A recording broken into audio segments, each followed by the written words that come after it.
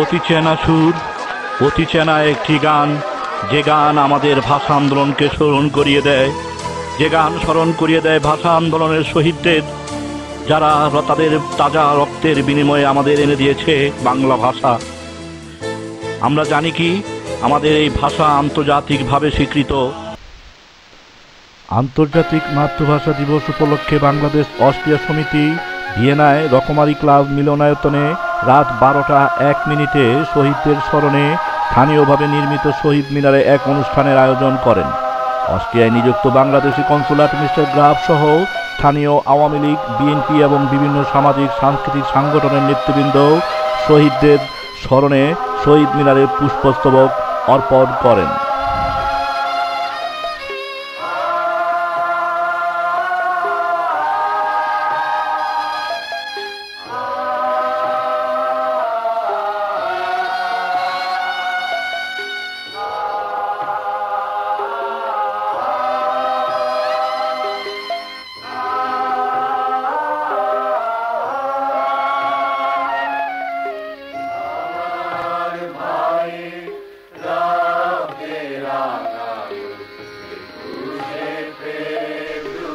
পুষ্পমাল্য অর্পণ শেষে শহীদদের স্মরণে এক আলোচনা সভার আয়োজন করা হয়। আলোচনা সভায় সভাপতিত্ব করেন সংগঠনের সভাপতি শাহ মোহাম্মদ ফরহাদ। অনুষ্ঠানটি উপস্থাপনা করেন সংগঠনের ভারপ্রাপ্ত সাধারণ সম্পাদক Kamal Parvez.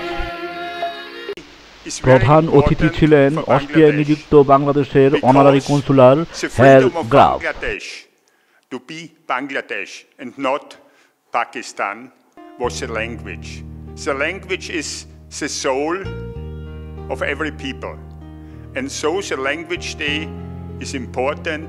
And on this day, we think all the people that have died for their free language of Bangladesh. আমরা শ্রদ্ধার সাথে স্মরণ করছি 21 ফেব্রুয়ারি 1952-তে যারা মাতৃভাষার জন্য জীবন দিয়েছিলেন এবং যারই ধারাবাহিকতায় বাংলাদেশ আজকে একটি স্বাধীন সার্বভৌম রাষ্ট্র। সমিতির আয়োজিত আজকের এই শহীদদের স্মরণের উদ্দেশ্যে যারা বিভিন্ন সংগঠন থেকে এসেছেন সবাইকে আমি আন্তরিক ধন্যবাদ জানাচ্ছি।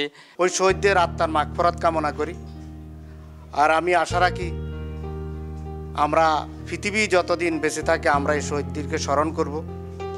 আর আজকে ভিয়েনাতে আমরা অন্য ভাষাভাষী একটা রাষ্ট্রে আছি, অন্য সংস্কৃতির রাষ্ট্রে থাকার পরেও আজকে সমিতি কর্তৃক আয়োজিত এই অনুষ্ঠানে সবাই একত্রিত হতে পেরেছি, এতে আমি অত্যন্ত আনন্দবোধ করছি। 1952 সালে যে ভাষা আন্দোলনটা, এই ভাষা আন্দোলন আজ নয়, তিতুমির থেকে শুরু। দিবস উদযাপন উপলক্ষে আমার নোয়াখালী সমিতির পক্ষ থেকে আমি ধন্যবাদ জ্ঞাপন করছি। আসলে 52-এর ভাষা আন্দোলন স্বাধীনতার উত্তোলিত প্রথম পতাকা। এখান থেকেই শুরু হয়েছিল বাঙালির জাতীয়তাবোধ, বাংলাদেশিদের চিন্তা চেতনা। সেই চিন্তা চেতনার সেই ফসলই আমরা 1971 সালে দেখেছি।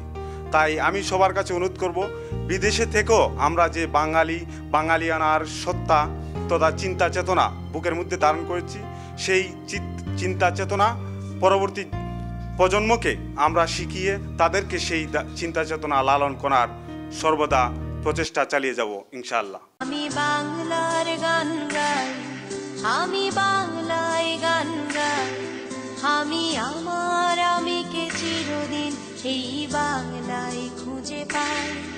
প্রবাসে যেদিন আমার নতুন প্রজন্ম আমার ভাষাকে সম্মান দিতে জানবে, আমার ভাষার ইতিহাস জানবে, সেদিন হবে শহীদের রক্তের সার্থকতা। Ahmed Firoz, channel S news, Vienna, Austria.